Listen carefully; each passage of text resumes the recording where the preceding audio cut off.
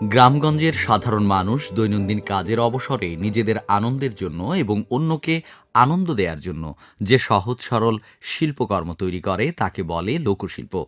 অন্যদিকে মানুষ তার দৈনন্দিন নানা কাজের প্রয়োজনে বিভিন্ন উপাদানের মাধ্যমে তাদের হাতের সাহায্যে যেসব দ্রব্য সামগ্রী তৈরি করে তাকে বলে কারুশিল্প। কারুশিল্পের বিশাল ভাণ্ডারে রয়েছে জামদানি, শতরঞ্জি, ধাতব শিল্প, শঙ্খশিল্প, মৃৎশিল্প, ঝিনুক শিল্প, পুতুল শিল্প, পিতল, কাঁসা শিল্প, বাঁশ বেত শিল্প, শোলা শিল্প প্রভৃতি। এছাড়া নকশি কাঁথা, নকশি শিকা, শীতল পাটি, মাটির ফলকচিত্র, পাতা ও খড়ের জিনিস, লোকচিত্র প্রভৃতি আমাদের লোক ও কারুশিল্পের নিদর্শন। বেঁচে থাকার তাগিদে কাজ করতে গিয়ে এবং অবসর মুহূর্তে বসে এসব শিল্প সম্পদ তৈরি করছে কারুশিল্পীরা।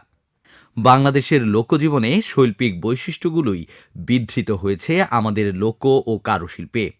এসব শিল্প আমাদের ঐতিহ্যের প্রতীক, সেই সাথে গৌরবেরও। আর এসব শিল্পের সমাহার ঘটেছে বাংলাদেশ লোক ও কারুশিল্প জাদুঘর সোনারগাঁয়ে। সোনারগাঁ লোকশিল্প জাদুঘর রাজধানী ঢাকা থেকে ২৪ কিলোমিটার দূরে অবস্থিত, নারায়ণগঞ্জ জেলার সোনারগাঁ উপজেলায় অবস্থিত। বাংলাদেশের লোকশিল্পের সংরক্ষণ, বিকাশ ও সর্বসাধারণের মধ্যে লোকশিল্পের গৌরবময় দিক তুলে ধরার জন্য ১৯৭৫ সালে শিল্পাচার্য জয়নুল আবেদিনের উদ্যোগে সোনারগাঁয়ে বিশাল এলাকা নিয়ে এ জাদুঘর প্রতিষ্ঠা করেন। সোনারগাঁয়ের বড় সর্দার বাড়ি নামে পরিচিত একটি প্রাচীন জমিদার প্রাসাদে এই জাদুঘর স্থাপন করা হয়েছে। এখানে আরও রয়েছে একটি সমৃদ্ধ গ্রন্থাগার, কারুপল্লী ও একটি বিশাল লেক। জাদুঘরে রয়েছে বাংলার প্রাচীন সুলতানদের ব্যবহৃত অস্ত্রশস্ত্র, তৈজসপত্র, পোশাক, বর্ম, অলংকার প্রভৃতি।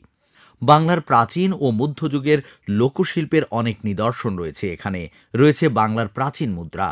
কারুপল্লীতে বৈচিত্র্যময় দোচালা, চৌচালা ও উপজাতীয়দের আদলে তৈরি ঘরে বিভিন্ন অঞ্চলের অজানা, অচেনা দক্ষ কারুশিল্পীর তৈরি বাঁশ, বেত, কাঠ খোদাই, মাটি, জামদানি, নকশি কাঁথা, একতারা, পাট, শঙ্খ, মৃৎশিল্প ও ঝিনুকের সামগ্রীর কারুপণ্যের প্রদর্শনী ও বিক্রয় কেন্দ্র রয়েছে। প্রতি বছর শীতকালে এখানে সাড়ম্বরে আয়োজিত হয় লোকশিল্প মেলা।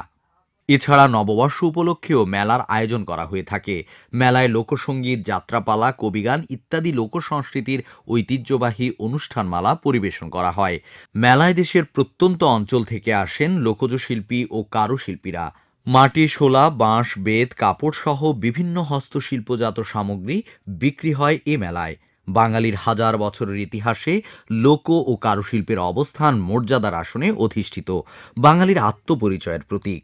সৃজনশীলতার পাশাপাশি বাণিজ্যিক, অর্থনৈতিক ও সামাজিক সাংস্কৃতিক ইতিহাসে বাংলাদেশের কারুশিল্প ও কারুশিল্পীদের অবদান অনস্বীকার্য। আবহমান কাল থেকেই এদেশের লোক ও কারুশিল্প নিজ নিজ ধারায় প্রবাহমান।